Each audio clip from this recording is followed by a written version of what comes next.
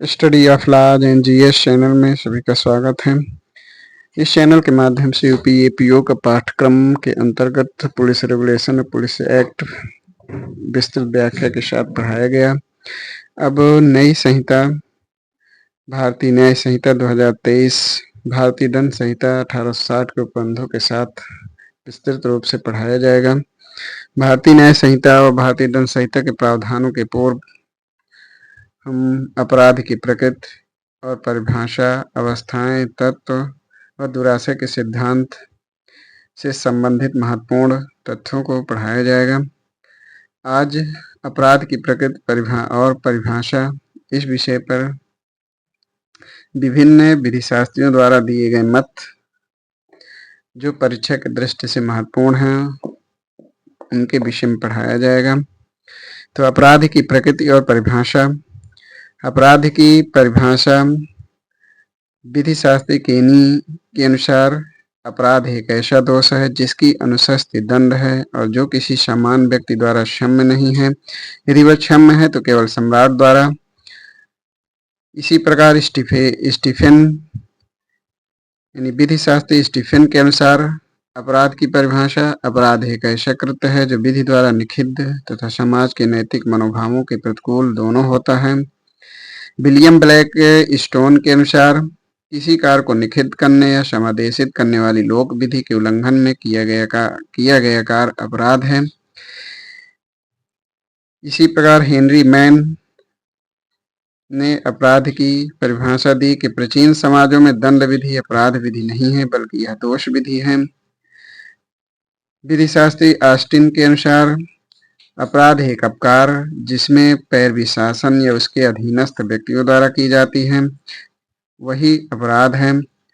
England की Ulf फेंडन समिति जिसकी रिपोर्ट 1956 में प्रकाशित हुई, इनके अनुसार इस समिति के अनुसार आपराधिक विधि के प्रति कृत्यात्मक दृष्टिकोण को इसने उजागर किया है। अन्य परिभाषाओं में अपराध एक अवैधानिक कृत्य है। कोई अनैतिक कृत्य, समाज विरोधी कृत्य तथा धर्म विरोधी कृत्य तब तक अपराध नहीं हो सकता है जब तक कि वह अवैधानिक न हो।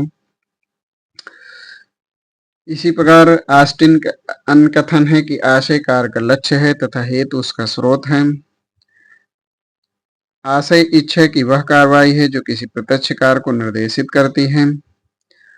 अपराध के आवश्यक तत्वों में मानव, दुराशय, आपराधिक कृत्य जिसमें ऐच्छिक कार्य में लोप, मानव की क्षति। इसमें हेतु आवश्यक तत्व नहीं है। कई बार कई परीक्षाओं में पूछा गया है। दुराशय मेंस रिया। तो दुराशय मेंस रिया क्या है कि मात्र कार्य किसी को अपराधी नहीं बनाता है यदि उसका मन अपराधी न हो। एक्टस नॉन फेसिट रियम निसिमेंस सिट रिया। इसका अर्थ है कि कार्य स्वयं किसी को दोषी नहीं बनाता जब तक कि उसका आशय वैसा न हो। एक्टस मी इनवाइटो फैक्टस नॉन एस्ट मेंस एक्टस यानी मेरे द्वारा मेरी इच्छा के विरुद्ध किया गया कार्य मेरा नहीं है। फावलर बनाम पैजेट में अपराध को गठित करने के लिए आशय एवं कार्य दोनों का संगामी होना चाहिए।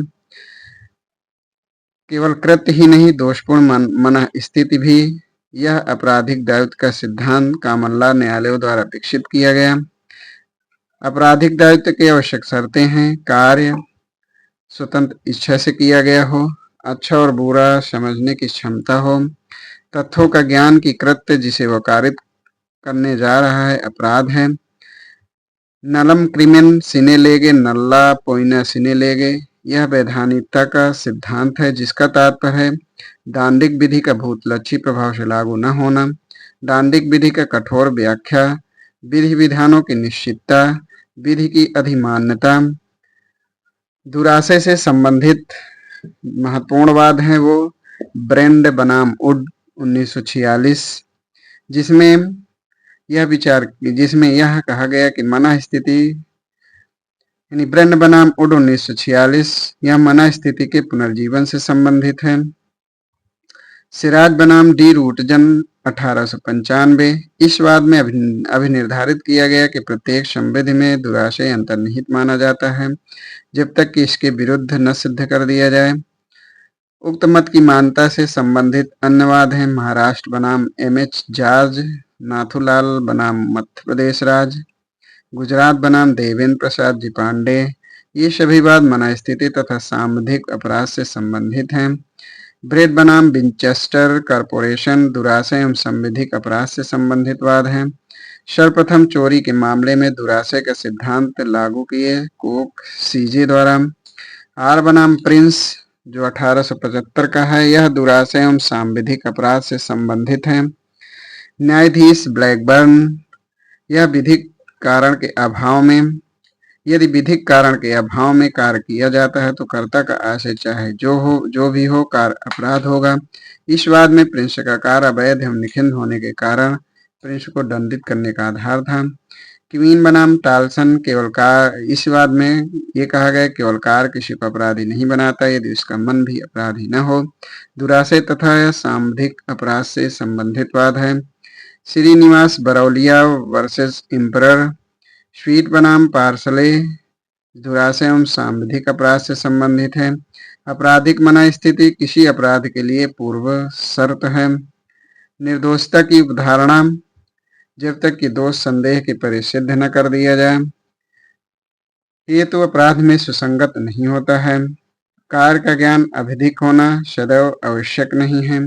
दुराशय के सिद्धांत के अपवाद लोकउपता, आपराधिक अपमान लेख, न्यायालय की अवमानना, अपहरण, द्विविवाह, कठोर दायित्व का सिद्धांत। अपराध की अवस्थाएं, अपराध की अवस्थाएं हैं आशय, तैयारी, प्रयत्न जो अपूर्ण अपराध है, और परिणाम। इस प्रकार आज इतना ही। अगले वीडियो में भारतीय न्याय संहिता और दंड संहिता के प्रावधानों की विस्तृत व्याख्या के साथ पढ़ाया जाएगा। धन्यवाद।